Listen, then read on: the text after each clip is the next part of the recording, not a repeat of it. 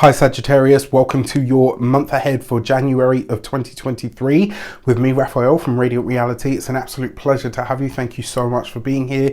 Thank you so much for joining me. As you can hear, I'm a little bit under the weather at the moment, so I apologize in advance if there's any coughing and sputtering, so I don't blow your eardrums. All right, before we start, as always, I would like to bless my decks of cards with all forms of love, light, peace, prosperity and abundance, and I pray that the messages that come through are ultimately clear and concise and they help you on your path to your highest vibrational good. So for your actions and interactions with the world at large over the course of January of 2023, can you believe it? Gosh, all right, this month you have the Judgment card, right? So for you guys, this is going to be a month where you're wrapping up or completing a lot of old cycles. So this month it feels like for a lot of the Saggies out there, you're going to be really putting everything in its right place, and maybe even in its right time as well. Remember, this card has an element to it of a blast from the past. And we're starting the year with two retrogrades. We've got Mars retrograde, so that's our action, energy and willpower. We've also got Mercury retrograde, which is our mind, our thoughts and our communication. So this is going to be a slower start to the year, but this blast from the past energy in your actions and options, or what you do, it suggests to me that this month it's like you're closing down all of the loops. It's like, where are the loose ends in your life? And this is like you, like this month you're saying, yeah, you know what, I'm crossing that off, I've done that, that's done. Everything's in its right time and place. And I kind of feel like there's a part of you that in the month of January, it's almost like, I know I'm not going to be able to move forward until I've dealt with this. So you're putting everything in its right time and place. It's like you're sorting everything into its right components or compartments within your life, which, listen, I'm here for it, right? You do you, boo. For your communications and conversations, you've got the Two of Cups. Now, the Two of Pentacles.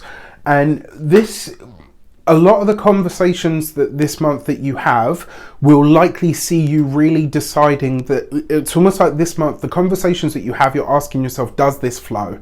Does this flow? Is it easy? Does it fit into, not even so much like a neat package, but does it do, you know, not even what it says on the tin, but like, does it fit neatly into the space that it's supposed to go? And the reason I say this is there's almost a sense this month of you kind of saying, right, in order to put everything in its right space and its right time, or even in its right sequence, I need to see it flow. I need to see how it flows. Like, where's the outstanding energy in my world? Now, a lot of the conversations that you will have this month will have a balancing effect, it does appear. And it'll also see you getting really clear on your finances and your resources as well. The Two of Pentacles is a budgeting card. It very often sees you kind of asking those questions. You know, is it doing what it needs to do? For your heart and half, you've got the Four of Swords. Now, this is interesting for a few reasons. It's for those of you that are partnered, married, or in long-term commitments. Not necessarily that the relationship is slowing down. It might actually be that you guys are sort of hunkering down together to kind of shut the world out and say, right, we need to focus on what's important. What is our finances saying? Where is the money going? How are we going to get our goals and our, you know, aspirations off the ground with what we currently have? There's a sense here that you and your partner might sort of be withdrawing from the world or shutting it out a bit, which is never a bad thing, right? More time spent together and all of that. Excuse me. When it comes to those of you that are single, I think this is almost like you putting the love life on hold and saying, yes, that's important. Yes, I deserve love. Yes, I want it. But at this moment in time, I have other things that I need to focus on. So it's almost like you're kind of putting this to one side for now so that you can do what you need to do. Not a bad thing at all. And then for your money and materials, you've got the Seven of Swords. It's not a great card, and you know, if you've been with me long enough, you know this is actually my least favorite card in the deck. I am going to say to you, when it comes to your finances this month, not that you wouldn't, but keep everything above board, all right? And more importantly, don't take anything at face value when it comes to your finances, especially if they're linked to another person. That's not to say, you know, you can't trust your partner with your money or anything like that. It does suggest that maybe one of you, if not both of you, are kind of a bit over optimistic at how things actually are. And so doing this budgeting and really sort of looking at things and saying, okay, are we overshooting here or are we over optimistic? I think this sense of honesty that's coming into the resources could actually be very beneficial for you in the long run. Now, when it comes to finances, especially for those of you that are trying to build or make a product to sell, look at where it is that you're sourcing what you're sourcing, you know, the items and stuff that are going into it from. All right, for those of you that are designing or creating something to sell, look at the source of whatever it is that you need to make that product, because you might find some discrepancies there. Your first week of the month, you've got the Lovers card. Okay, so lots of decisions being made here in this first week of the month. Now, unless you were born with a Mars or Mercury retrograde, this is a really good time to complete things. It's a really good time to research things. It's not a good time to start new things or to set new things into motion. But it really does back that up for me. I really feel for a lot of you, this is you really kind of, yeah, I'm tying up loose ends. I'm getting everything in place so that when I'm ready to do what I need to do, I can move forward with it.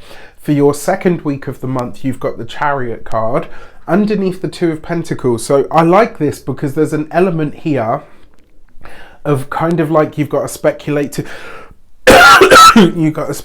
to accumulate. And I kind of get the feeling that for a lot of you, that's what you're doing at the moment. So you are thinking broader, you are thinking bigger. It's like, yes, okay, in order to move forward, I'm going to need to spend a little money, but you're doing it in a very wise way, which I'm totally here for. Now, you've got the Lovers card here, that's the number 6. You've got the Chariot card here, that's the number 7. That's a sequence, and they follow each other. What this tells me is that first 2 weeks of the month, even with the retrograde energy, are likely to zip past quite quickly. For your third week of the month, you've got the Moon card underneath the Four of Swords. Whatever you and your partner are doing, you seem to be keeping it very much under wraps. There's a lot going on behind the scenes here within the relationship that not a lot of people are privy to. It does almost suggest to me as well that you are maybe having conversations around things that you're eventually going to reveal to the world, to family, to loved ones, but it's like right now is not the time. For those of you that are single, it could be that somebody comes back from your past. I got to be honest though, because of these cards and the way that they've fallen, I feel like for those of you that are single, this is potentially you reaching out to somebody from your past. Not saying it's a good thing, not saying it's a bad thing, just it is what it is. Then you've got the Hierophant card here with the Seven of Swords. Now, this fourth week of the month, any documentation that you have around finances or around big financial commitments, recheck them, because the chances are they will have been done during the retrograde, although just with the way that certain offers and things come out over the course of the year, I always look at these and I wonder how many banks actually use astrology. They'd never admit to it, of course, but just with certain things, I've often noticed as well, and this is since I had a mishap with, this is in my youth, I took a loan out in a Jupiter retrograde, and the advice for that is never to do it, because the chances are it will take you longer to pay it off than you realize, right? And obviously if that is the case, you get into all sorts of issues, and potentially as well you end up paying more back. I've noticed, obviously since then, and obviously since really getting into astrology and stuff, when Jupiter turns retrograde, there are always adverts and stuff for loans and brilliant rates and all the rest of it. It's very, very interesting. And I'm like, I'm sure this is not a coincidence. Anyway, I digress. What I will say to you is here, If you've got paperwork, especially around money, finances and resources with a larger institution, double check them. There'll be something that's out of place here. Not saying that they've done it on purpose, but it is the Seven of Swords. So just saying. All right, now your new moon, remember whenever I'm talking astrology of the moons, I'm always talking about your ascendant first, to a lesser degree, but still relevant, your sun and your moon. You've got a new moon in the sign of Aquarius. This is in your third house of communications. It's also your day-to-day sort of world and experience. It's the website that you visit every single morning. It's the things that you read. It's the local environment. It's the shopkeeper that you see when you go to get your pint of milk. All of that kind of stuff is third house stuff, and it's also the flow of communication. It's the flow of information that goes to and from you. And a new moon in that space does suggest that maybe there's a change in, maybe there's a fresh start with a community or your communications. It could also be that there's a change in the life of a sibling that starts to kind of be seeded now. Your message for the new moon is the Gate 23 and Assimilate. I love this card because its message basically is you have to dream something up and then find a way to make that dream a reality. So this new moon, through your communications, through puzzling it out, through talking it out, this new moon could highlight to you how to make a dream, a goal or a desire a reality. All right, you might really find that this actually works for you in some way. Now, for your full moon on the 6th of January, we've got a full moon in the sign of Cancer. So Luna is strong here, right? Astrologers really rag on the moon in Cancer. I don't know why. Maybe I'm biased because it's a placement that I have, but I actually like the moon in Cancer. I think she does very good work there. If you are spiritually or intuitively attuned. If you're not, then you're just going to experience it as being an emotional blubbering mess that wants to eat all the time. And I assure you, I've had my moments. But for the most part, I channel it. And so it works for me. This is in your 8th house.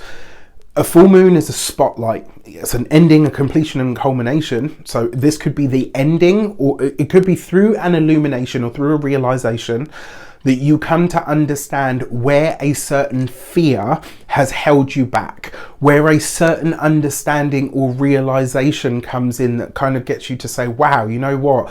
In my deep psychological makeup, I've actually believed this, this, and this, and that stopped me from being able to achieve A, B, and C.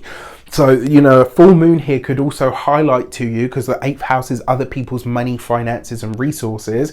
It could also highlight to you where other people's money can be, maybe not assumed, but where you can tap into other people's money to leverage that, to do something with it. Your full moon message is the Gate 21 and control. The 8th house loves a bit of control because the 8th house is naturally Scorpionic. Scorpio loves control. So maybe this is you understanding that you've been trying to control a certain narrative in your life for too long. And the message behind this card isn't about having control. It's about learning how to relinquish it. So very, very interesting. I'll leave you with that. With that said, I wish you an abundance of all of that good stuff. Happy New Year to you. Take care and I'll see you soon.